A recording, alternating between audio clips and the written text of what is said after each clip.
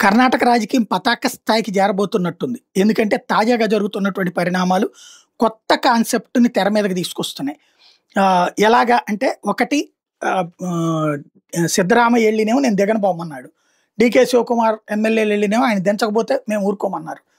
చేతులెత్తేసాడు మల్లికార్జున ఖర్గే. తన కొడుక్కి గనక సీఎం వత్తంటే సిద్ధరామయ్యకి అండగానున్ను డీకే శివకుమార్‌ని పక్కన పెట్టిచ్చి ఫైనల్‌గా అయ్యేది. కానీ అది సాధ్యం కాకపోయేటప్పటికి ఆగిపోయాడు. అదేమంటే హైకమాండ్ అన్నాడు.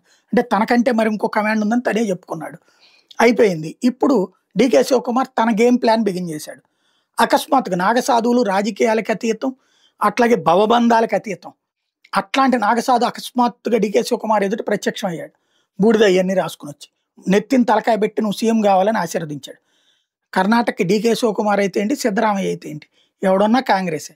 అక్కడ ఎవరున్నా సరే బుజ్జగింపే. Minority బుజ్జగింపు, majority వ్యతిరేకులే. వాళ్ళని ఎవరిని నాగసాధు వచ్చి ఆశీర్వదించాల్సిన అవసరం ఏముంది? అంటే ఎవరినో తీసుకొచ్చారు వీళ్ళు. తద్వారా డీకే శివకుమార్ ప్రచారంలో ఉండే ప్రయత్నం చేస్తున్నాడు. CM candidate తనేనన్నది.